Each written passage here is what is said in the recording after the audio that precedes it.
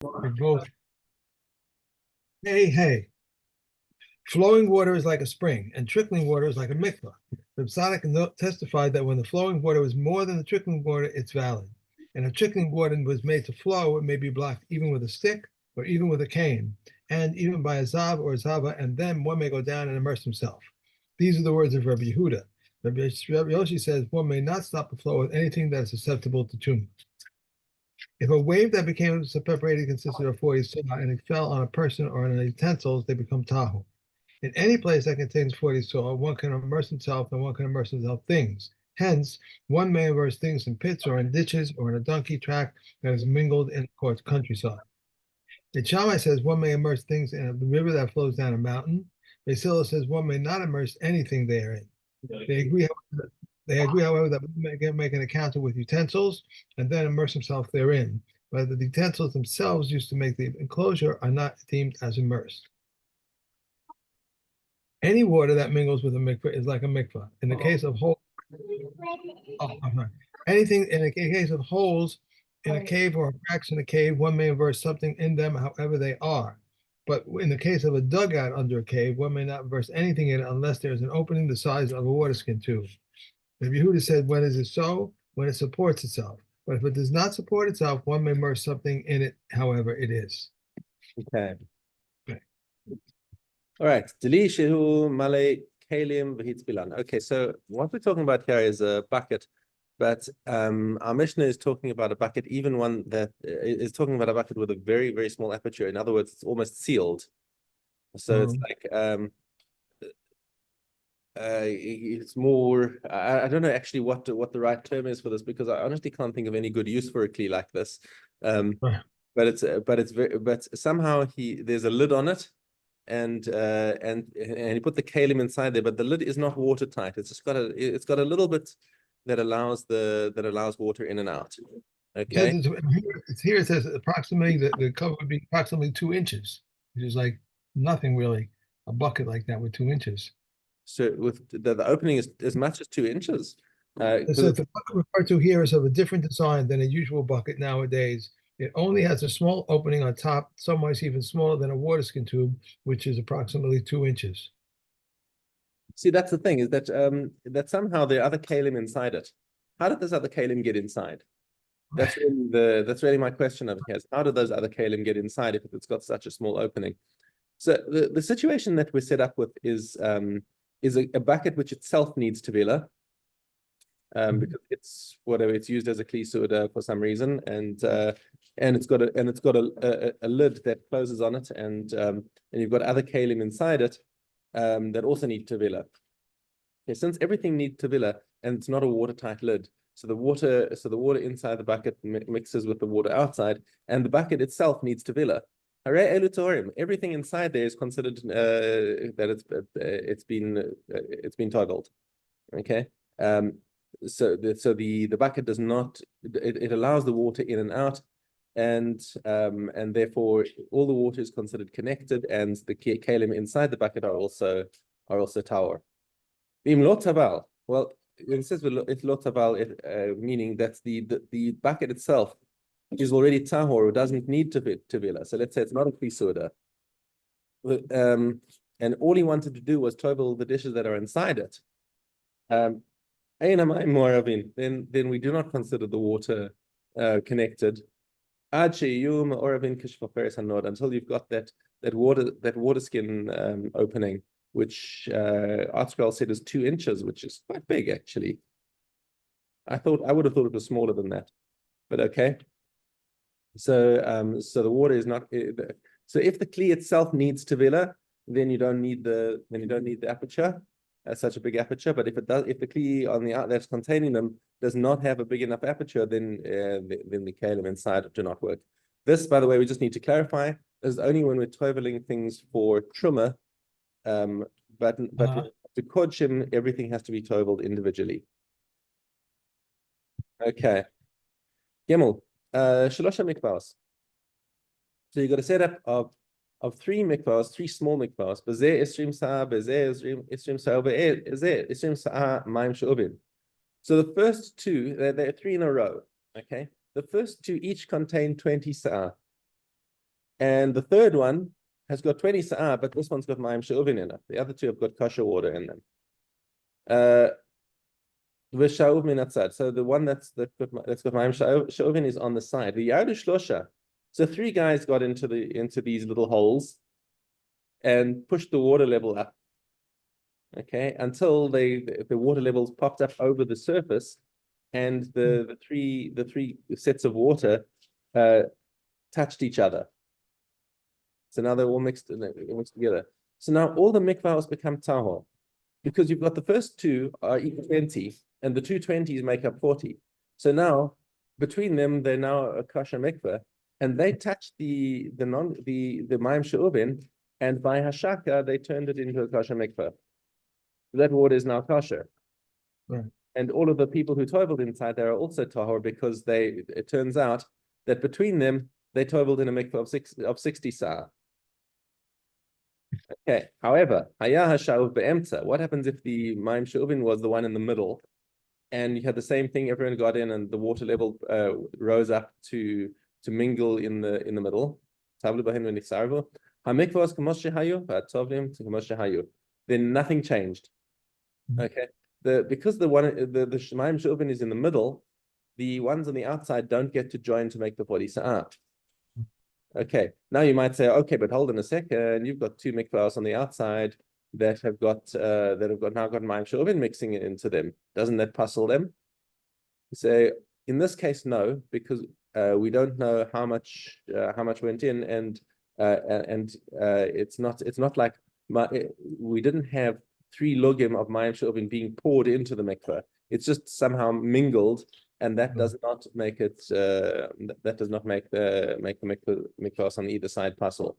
Nonetheless, of course, this is not a valid mikvah because it doesn't have 40 sa'ah. So the people who tried to toivel did not become tahor. Mishna Daled. Now here's an interesting situation. Asvog v'hadli. You've got a sponge and a bucket. There are 2 different cases. I mean, it could be a sponge or a bucket. So each of them had 3 log of water, and obviously it's ma'im she'uvin. Okay, and these things fell into the beginning of a mikveh before it had 40 sa'ah in it. Now you think, it's got 3 logim of ma'im she'uvin, so that's going to make it puzzle. No, says the Mishna, it doesn't puzzle it. Lama shelo amru ela shlosha logim shenaflu. It has to be 3 logim of water that actually went in and mixed. So when you've got the water in the sponge, you don't know that all of that water actually came out, and it wasn't water by itself that went in. So it's possible that less than 3 logim of water went into the mikveh. Also with the bucket, if the bucket is inside, it started out with ma'im she'uvin inside the bucket. So if you pull the bucket out, you don't have to say that the water got mixed in and it's now ma'im she'uvin in the mikveh, because the thing of 3 logim of ma'im she'uvin at the beginning of the mikveh is a psak of Chazal, and they can say the rule is only if it was actually poured in ba'ain. If it was just water, if it was just drawn water that went in, that makes it puzzle. If it went in by way of a sponge or of a bucket or something like that, there we're not saying it's puzzle. So those are the rules that Chazal baked into the situation, and the mikveh stays. The mikveh can continue to be filled up by natural flowing water, and it will be kosher. Okay. Okay. Hey, Kazoros. Gimel. These are the cases of doubt pertaining to drawing water that the sages declared tahor.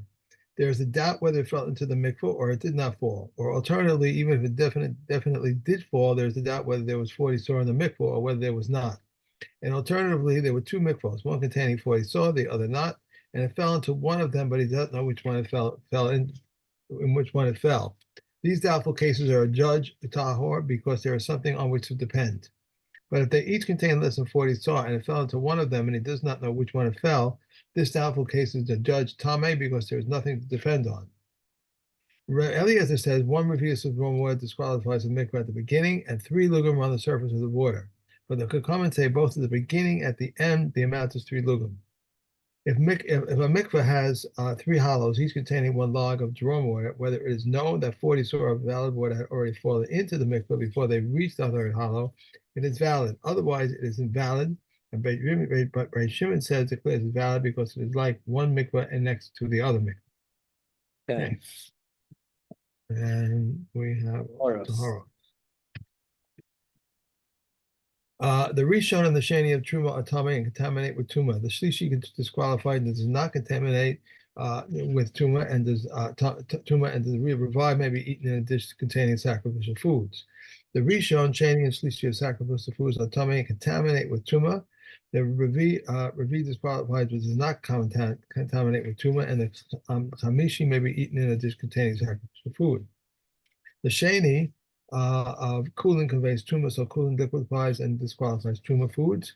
This Shisi of Truma conveys Tuma to sacrificial liquids and disqualifies sacrificial foods, whereas the Truma foods that were made to the Tahara standards of sacrificial things, they were made to the Tahara standards of Truma. If it contaminates 2 and disqualifies 1 with sacrificial things. Okay. All right. Okay. We are on Elios. Okay. Yud base hay. The joists of the lower and upper stories of a house have no plaster attached to them and are perfectly aligned one above the other. If there is tumah underneath one of the joists, however, whatever is beneath it becomes tamei. If the tumah between the lower and upper joists, whatever is between them becomes tamei. If there is tumah above the upper joist, whatever is directly above until the sky becomes tamei. And if the upper joists correspond to the space between the lower ones, and there is tumah under any one of the joists, whatever is beneath any of them becomes tamei. And if the tumah is above them, whatever is directly above it until the sky becomes tamei. In the case of a beam that was placed from one wall to another and there is tumah underneath, if there is a handbreadth, it spreads tumah underneath entirety. If not, tumah penetrates upward and downward. How long a perimeter will have a width of a handbreadth? If the beam is round, this perimeter must be 3 handbreadths. If it is square, the perimeter must be 4 handbreadths because a square exceeds a circle by 1/4. In the case of a pillar lying on its side outdoors, if its circumference is 24 handbreadths, tumah spreads under its sides. If not, tumah penetrates upward and downward. Okay. Okay. Daled Gimel. If a fetus died in the womb of an animal and the shepherd stretched out his hand and touched it, whether it was a non-kosher animal or a kosher one, he's tahor. Rabbi Yossi Hagili says if it's a non-kosher animal, he is tamei. If it's a kosher animal, he is tahor. If a fetus died within a woman's womb and the midwife stretched out her hand and touched it, the midwife is tamei for 7 days, and the woman is tahor until the fetus comes out. If an animal is in difficult labor and the fetus thrusts forth its foreleg and one cut it off, and afterwards he slaughtered its mother, the flesh is tahor. If he slaughtered its mother and afterwards he cut it off, the flesh is regarded as having touched a nevela. These are the words of Reb Meir. Well, the comments say it is regarded as having touched a slaughtered treifa. Just as we find in the case of a treifa that is slaughtered rendering it tahor, so should the slaughtering of an animal render the limb tahor. Reb Meir says not so. If the shechita of a treifa renders it tahor, a thing which is his own body should also render the limb tahor. A thing which is not its own body. From where do we learn that the slaughtering of a treifa makes it tahor? A non-kosher animal is prohibited to be eaten. Treifa is also prohibited to be eaten. Just as a non-kosher animal cannot be rendered tahor by its slaughtering, so should a treifa not be rendered tahor by its slaughtering. Not so. If this can be said of a non-kosher animal which never had a time of fitness, can the same be said of a treifa which had a time of fitness? Take back what you brought. If it was born treifa, how do we know it? Not so. If this can be said of a non-kosher animal whose entire species has no shechita, can the same be said of a treifa whose species has shechita? An 8-month live birth, its slaughtering does not render it tahor because there is no slaughtering in its kind. If one slaughters an animal and finds it an 8-month fetus alive or a dead 9-month fetus, he tears it open and takes out its blood. If he finds a 9-month live fetus, he requires slaughtering and is subject to the prohibition of it and its offering. These are the words of Reb Meir. But the comments say the slaughtering of its mother renders it permissible. But Reb Shimon Shazori says even if it is 8 years old and is plowing in the field, the slaughtering of its mother renders it permissible. If he tore her open and he found in her a 9-month live fetus, it renders shechita, requires shechita because the mother was not slaughtered. Okay. Interesting thing. I was discussing this actually recently with Rav Haber because we were talking about this thing of the Ben Pakur. That's the fetus that was found alive inside its mother after the mother was shechted, and it Mhm. doesn't need a shechita. Apparently, there are like farms in Australia where they're bringing up all of these ben pakur animals that like don't need shechita, which is like a little weird because I mean, granted that Rabbi Shimon Shazuri, I mean, the halacha is that is considered a shchuta, but it just seems like not a good idea to start bringing up farms of these things because now you're going to start eliminating the halachas of shchita if you People do. get confused. Yeah, Yeah. people get confused. They won't know what does this need. Okay, sota. Nazir first. Let's finish Nazir and then we'll do Sota. Okay, Nazir. Okay, we have das hey. Shmuel was a Nazir according to the opinion of Rabbi Ore, as it is stated, and no Ma'ora shall come upon his head. It is stated with reference to Simshon Mora, and it's stated with reference to Shmuel Mora. This is Mora said in connection with Shimshon refers to a Nazir, so too Mora said in connection with Shmuel refers to a Nazir. Rabbi Yossi said Rabbi Yossi, but does not Ma'ora mean fear of flesh and blood? Rabbi Ori said to him, does it not already state? Shmuel said, how can I go? If Shmuel hears, he will kill me. Shaul. Shaul hears and he will kill me. Which shows that he indeed had upon him the fear of flesh and blood. In fact, it turns out that Shmuel was a Nazir. So, okay. Sota. Hadron alach maseches Nazir. One who warned his wife earlier says he must warn her in the presence of two witnesses, but he can give her to a drink the bitter waters on the testimony of one witness or even of his own testimony. And Yeshua says he must warn her in the presence of two witnesses, and he can give her to drink the bitter waters only on the testimony of two witnesses. How must he warn her? If he said to her in the presence of two witnesses, do not speak with so-and-so, and she spoke with him, she's still permitted to her husband, and she may eat truma.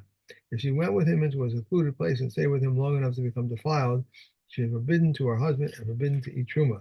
And if he dies, she must receive chalitza and cannot be taken in yibum. Okay. And we are on to Purim. Ikurim. Basically. There are some that apply to Truma and Maisa, but not to Bikurim. Truma and Maisa render forbidden the threshing for of a prescribed quantity applied to all produce when the temple exists. And when the temple does not exist, as tenants, lessees, sikaron, and sarabas. These apply to Truma and Maisa, but not to Bikurim. And there are some that apply Bikurim, but not to Truma and Maisa. Bikurim are acquired while attached to the ground, and a person may rent his whole field of Bikurim, and is responsible for them, and they require an offering, singing, waving, and spending the night. Truma Meiser is like Bikurim in two ways, like Truma in two ways. It may be taken from the clean for the unclean, and from the wet which is nearby, not nearby, like Bikurim, and it renders forbidden the threshing for, and has prescribed quantity like Truma. Okay. And we are done for today. And so tomorrow I will